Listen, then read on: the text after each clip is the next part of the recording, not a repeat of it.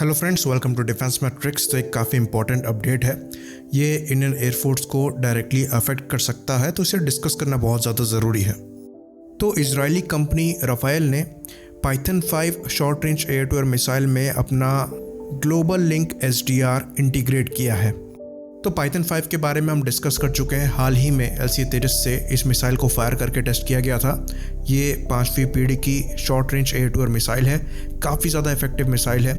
ये करीबन 180 डिग्री पीछे मुड़कर टारगेट को स्ट्राइक करने में सक्षम है और करीबन 360 डिग्री की कवरेज देती है। साथ में सेकंड स्ट्राइक कैपेबिलिटी के साथ आती है, यानी कि अगर एक बार मिसाइल टारगेट को मिस कर जाए तो ये दूसरी बार भी उसके पाथ को फॉलो करके इंटरसेप्ट करने की कोशिश करती है। साथ में ये इमेजिंग इंफ्रारेड को यूज़ करती है, तो काउंटर मेजर से भी इसे डिकॉय करना काफ़ी ज़्यादा मुश्किल है। तो एक बार लॉन्च होने के बाद इस मिसाइल की जो हिट प्रोबेबिलिटी है वो ऑलमोस्ट 90% के आसपास की मिल जाएगी, यानी कि टारगेट का डिस्ट्रॉय होना लगभग तय है। तो इसी मिसाइल में एक नया एडिशन किया गया है। इसमें ग्लोबल लिंक SDR को इंटीग्रेट किया गया है। तो सॉफ्टवेयर डिफाइंड रेडियोस के बारे में हम कई बार बात कर चुके हैं। ये फ्यूचर है।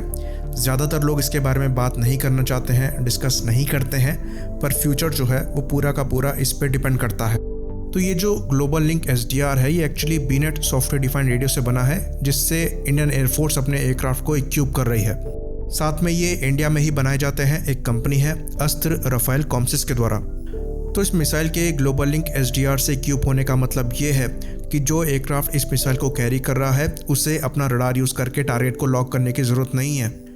वो दूसरे एयरक्राफ्ट के रडार की इंफॉर्मेशन को यूज़ करके अपनी मिसाइल को टारगेट पे लॉन्च कर सकता है, जो कि डेटा लिंक के थ्रू वो रिसीव कर रहा है। तो इसको एक एग्जांपल से समझते हैं। सपोज करिए जो एनिमी का एयरक्राफ्ट है वो भाग रहा है और उसके पीछे 2 एयरक्राफ्ट लगे हैं और दोनों कुछ डिस्टेंस पर हैं। इन दोनों में से एक एयरक्राफ्ट ने अपना रडार जो है वो ऑफ कर रखा है, तो जो एनिमी है उसको खाली एक ही एयरक्राफ्ट की इंफॉर्मेशन मिल रही है, तो वो अपने आप को एक एयरक्राफ्ट के हिसाब से प्रिपेयर करके रखेगा। तो उसको यहाँ पर सरप्राइज किया जा सकता है। जिस एयरक्राफ्ट का जो रडार है वो ऑन है, वो इन्फॉर्मेशन डेटा लिंक के थ्रू दूसरे एयरक्राफ्ट को भेज सकता है जिसका रडार ऑफ है और जिसमें पाइथन 5 मिसाइल लोडेड है। तो उस इन्फॉर्मेशन को यूज़ करते हुए जिस एयरक्राफ्ट का रडार ऑफ है वो अपनी मिसाइल को लॉन्च कर सकता है और मिसाइल जो है वो टारगेट को फॉलो करेगी दूसरी डायरेक्शन से, जहाँ से वो एक्सपेक्ट नहीं कर रहा होगा। साथ में पाइथन 5 जो है वो इमेजिंग इंफ्रारेड की मिसाइल है, तो इसकी प्रायर वार्निंग जो है वो एयरक्राफ्ट को नहीं मिलेगी। तो ये काफ़ी बड़ा एडवांटेज है। अब इमेजिन करिए same capabilities beyond visual range की मिसाइल में, तो ये पूरा BVR सिनेरियो जो है उसको चेंज कर देंगी। सपोज करिए एक ऐसा फॉर्मेशन जिसमें एक एयरक्राफ्ट ऐसा है जिसका रडार काफ़ी ज़्यादा मजबूत है, बाकी एयरक्राफ्ट जो हैं वो आपके खाली मिसाइल कैरियर हैं। तो उस एयरक्राफ्ट के रडार की इंफॉर्मेशन को बाकी एयरक्राफ्ट यूज़ कर सकते हैं अपनी मिसाइल को लॉन्च करने के लिए, जो कि पूरी तरीके से एनिमी को कन्फ्यूज़ कर देगा। यहाँ तक कि दूसरे एयरक्राफ्ट को मैंड होने की ज़रूरत भी नहीं है। हो सकता है स्टेल्दी अनमैन्ड कॉम्बैट एरियर व्हीकल हो जो कि मिसाइल को कैरी कर रहा हो और एनिमी के रडार में शो ना कर रहा हो, और काफ़ी क्लोज से वो जाकर अपनी मिसाइल को लॉन्च करके एनिमी को डिस्ट्रॉय कर सकता है। तो पूरा का पूरा बियॉन्ड विजुअल रेंज जो कॉम्बैट सिनेरियो है वो चेंज हो जाएगा। और इंडियन एयरफोर्स के लिए अच्छी बात यहाँ पर यह है कि इंडियन एयरफोर्स अपने सारे एयरक्राफ्ट्स, इक्विपमेंट्स, ग्राउंड स्टेशंस सबको इजरायली बीनेट सॉफ्टवेयर डिफाइंड रेडियो से अपग्रेड कर रही है। साथ में इंडियन एयरफोर्स द्वारा पाइथन 5 मिसाइल को भी LC-33 से यूज़ किया जाता है। तो हम बड़ी जल्दी कैचअप कर सकते हैं और ये टेक्नोलॉजी नियर फ्यूचर में इंडिया के पास अवेलेबल होगी। साथ में हम अपनी देसी मिसाइल्स को, जिसमें अस्त्र के डिफरेंट वेरिएंट आते हैं, उनको ग्लोबल लिंक SDR से इंटीग्रेट कर सकते हैं। एक बार उनसे इंटीग्रेट होने के बाद जो बीनेट सॉफ्टवेयर डिफाइंड रेडियोस हमारे प्लेटफॉर्म में लग रहा है उनके साथ ही कंपैटिबल होंगी, तो हम भी इस कैपेबिलिटी को अचीव कर लेंगे जिसमें एक एयरक्राफ्ट की मिसाइल दूसरे एयरक्राफ्ट की रडार इंफॉर्मेशन को यूज़ करते हुए लॉन्च करी जा सकती होगी। तो इंडियन एयरफोर्स में जो बीनेट सॉफ्टवेयर डिफाइंड रेडियोस का इंटीग्रेशन है वो चल रहा है और जहाँ तक कुछ रिपोर्ट है उसके हिसाब से अभी फर्दर ऑर्डर भी दिए गए हैं। तो आने वाले कुछ सालों में पूरी तरीके से हमारी जो एयरफोर्स है वो नेट सेंट्रिक वॉरफेयर के लिए तैयार रहेगी। वही बात करें हम नेवी के बारे में, तो नेवी के प्रोग्राम को भी हम डिस्कस कर चुके हैं। उनके द्वारा DRDO के सॉफ्टवेयर डिफाइंड रेडियोस को अपने वॉरशिप्स में और डिफरेंट प्लेटफॉर्म्स में लगाया जा रहा है, जिसके अंतर्गत SDR टैग जो है उसके ऑर्डर इसी साल दिए गए हैं और SDR NC जो है वो पहले से ही सर्विस में।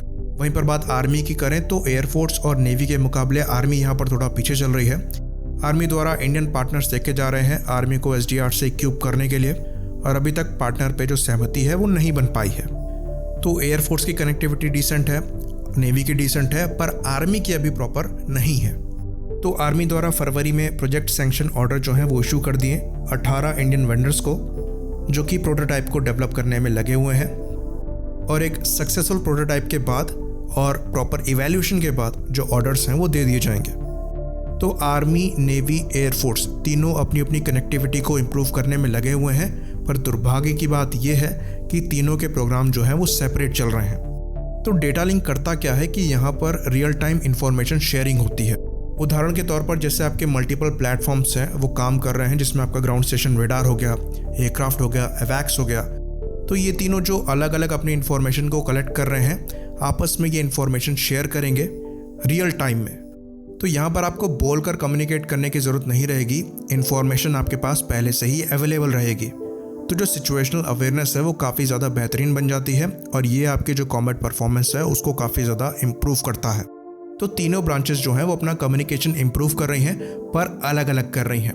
तो यहाँ पर एक एग्जांपल के तौर पर चीज़ों को समझते हैं। F-35 जो एयरक्राफ्ट है, जैसा कि हम जानते हैं काफ़ी कैपेबल एयरक्राफ्ट है, और उसके सेंसर जो हैं वो किसी भी बैलिस्टिक मिसाइल लॉन्च को काफ़ी दूर से देख सकते हैं, यहाँ तक कि उसकी ट्रैजेक्टरी को भी कैलकुलेट कर सकते हैं।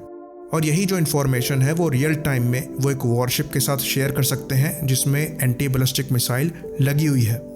तो इस ट्रैजेक्टरी की इन्फॉर्मेशन को रिसीव करने के बाद वॉरशिप से जो एंटी बैलिस्टिक मिसाइल है वो लॉन्च करी जाएगी, और वो उस बैलिस्टिक मिसाइल को इंटरसेप्ट कर सकती है। तो यहाँ पर जो एयरक्राफ्ट हैं और वॉरशिप हैं दोनों आपस में मिलकर काम कर रहे हैं। तो जो गोल है वो इस तरह की कनेक्टिविटी को अचीव करने का है। तो यहाँ पर एक सवाल है जिसका जवाब अभी तक हमें नहीं मिला है, और वो सवाल ये है कि अगर दो डिफरेंट सॉफ्टवेयर डिफाइंड रेडियोस हैं जिनके दो डिफरेंट प्रोटोकॉल्स हैं और वर्किंग फ्रिक्वेंसीज हैं, उनको अगर आपस में काम करना पड़े तो जो डेटा और कम्युनिकेशन होगी क्या वो सिक्योर होगी, क्योंकि फ्रीक्वेंसी हॉपिंग वगैरह के जो प्रोटोकॉल्स हैं वो डिफरेंट होंगे, और क्या ये चीज़ पॉसिबल है? तो इस क्वेश्चन का जो जवाब है वो हमें नहीं मिला है, इसलिए हम कोई अजम्पशन नहीं करना चाहते हैं। लेकिन अगर इसका जवाब ना है तो हम बहुत बड़ी गलती कर रहे हैं। तीनों आर्म्ड फोर्सेस अपने अपने रास्ते जा रही हैं, तो तीनों के बीच में जो इंटरकनेक्टिविटी होगी वो फ्यूचर में अच्छी नहीं होगी। लेकिन अगर इसका जवाब हाँ है तो जैसा चल रहा है सही चल रहा है, थोड़ा लेट ज़रूर है पर ठीक है। तो इसका जवाब ढूंढने की हम अभी भी कोशिश करेंगे। अगर कुछ मालूम पड़ता है तो फ्यूचर के वीडियोस पे आपको ज़रूर बताएंगे। इसी बात पर वीडियो को ख़त्म करेंगे। लाइक करिए, सब्सक्राइब करिए। जय हिंद।